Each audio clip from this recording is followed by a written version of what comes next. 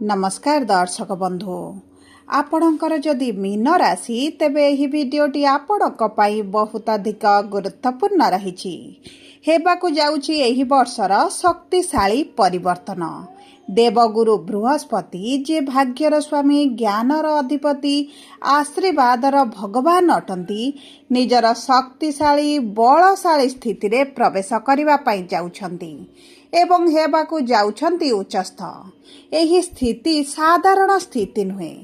देवगुरु बृहस्पति दीर्घ 12 वर्ष परे गोटिए थर सुजोग पाई थांती निजर उच्चस्थ स्थिति रे रही आपणकु आशीर्वाद प्रदान करिबा पाई एवं अतिचारी स्थिति रे रही आपणकु आशीर्वाद सौभाग्य प्रदान करिबा पाई जाउछंती। ता सहित कर्मर स्वामी शनिदेव देवगुरु बृहस्पति राशि रे विराजमान होइछंती। एही महासंयोग दीर्घ 60 वर्ष परे बनिबा पाई जाउछि। तेणुकरी गुरुंकर एही चलन साधारण चलन नुहे। एहा आपणक जीवन रे बहुत किछि परिवर्तन करिबा पाई आसुछि। एही वीडियो रे आपण जहा जहा सुनिबे ताहा आपणकर वर्तमान अनुभव हेउथिबो किंबा आपण धीरे धीरे आगकू अनुभव करिबा पाई जाउछंती।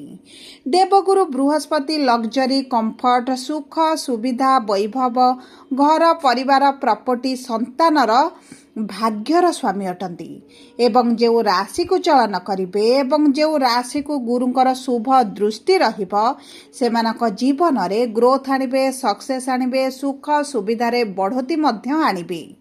किंतु किछि राशिंक जीवन रे बहुत शुभ प्रभाव पड़िबा समय रे किछि राशिर व्यक्तिंक जीवन रे संघर्ष लागी रहिबो एवं आगामी किछि दिन पर्यंत संघर्ष रहिबो। तेबे आसंतु जानिबा आपणक राशि सेही सौभाग्यर राशि ना दुर्भाग्य संघर्षर राशि हेबा पाई जाउछि।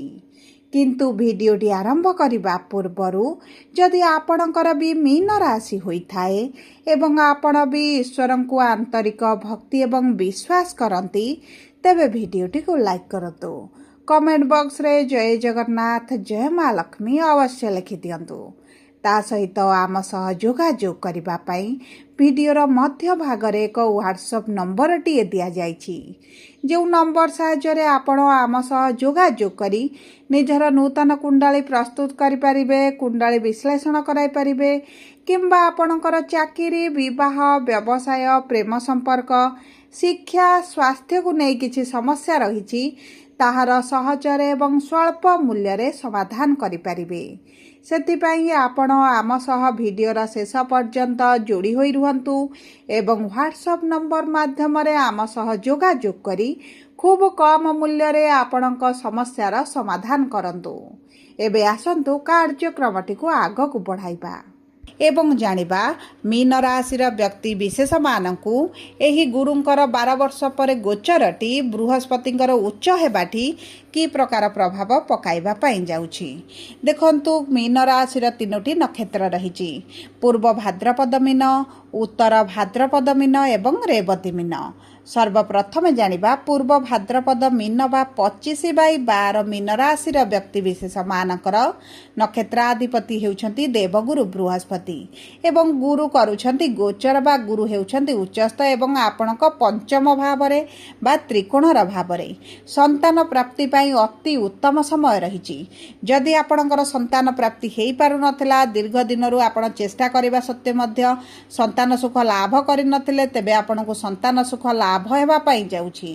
आपणकर संतान ठारू जदि दूर रे रहउथिले संतानक सहित मतभेद थिला किंबा आपणकर कथा मानु नथिले संतानक सहित संपर्क सठिक रही नाही तेबे मध्य आपणक संपर्क रे परिवर्तन आसीबो। आपणक संतानक भाग्य रे परिवर्तन आसीबो।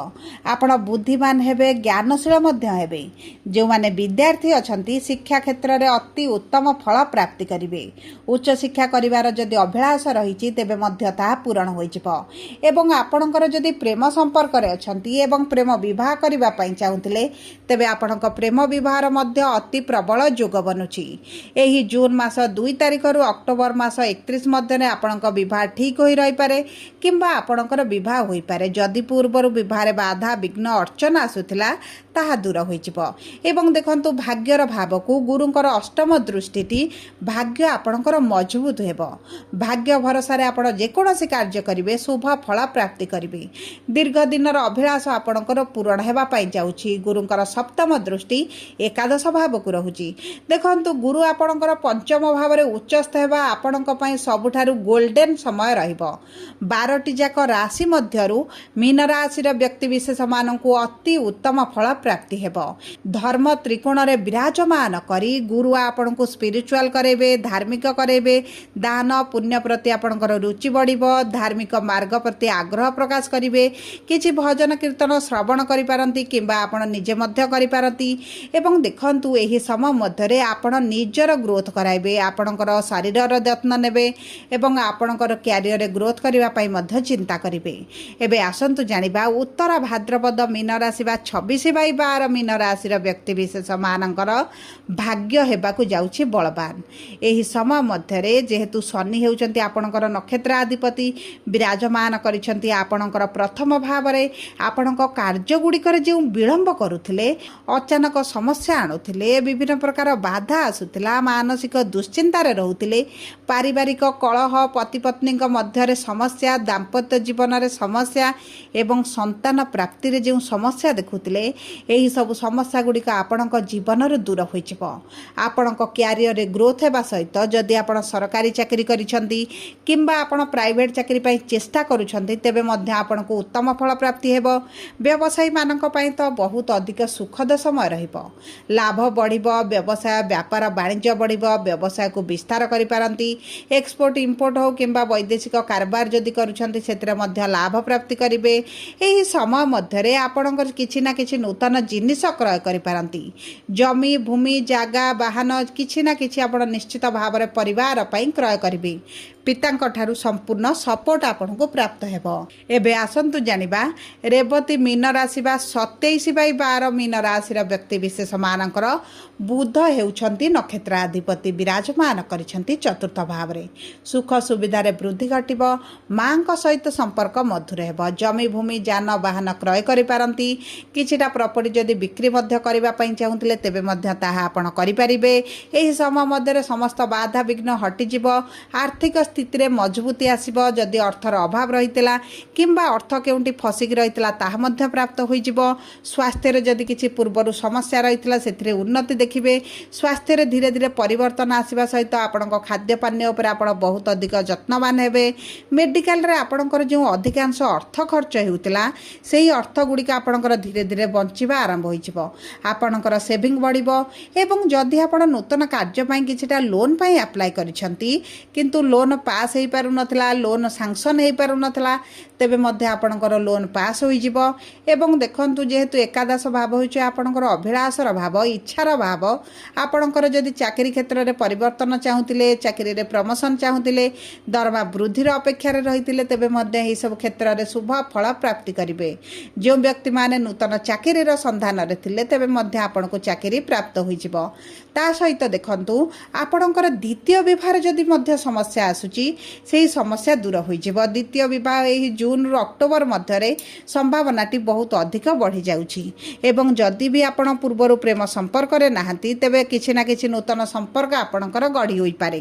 କିମ୍ବା ପୂର୍ବରୁ ଯଦି ପ୍ରେମ ସମ୍ପର୍କରେ ଅଛନ୍ତି ତେବେ ସମ୍ପର୍କ ଆପଣଙ୍କର ଆଗକୁ ବଢ଼ିବ ଏବଂ ଆପଣ ବିବାହରେ ମଧ୍ୟ ପରିଣତ କରିପାରନ୍ତି।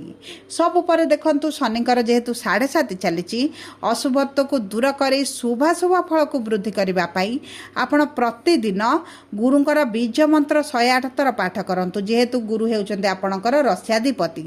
ତା ସହିତ ଶନିବାର ଦିନ ଶନିଙ୍କ ମନ୍ଦିରରେ ସୋରିଷ ତେଲର ଦୀପ ଜାଳନ୍ତୁ। ସନ୍ଧ୍ୟା ସମୟରେ ଶନିଙ୍କର ବୀଜ ମନ୍ତ୍ର ପାଠ କରନ୍ତୁ। ପ୍ରତିଦିନ ହନୁମାନ ଚାଳିଶା ପାଠ କରନ୍ତୁ।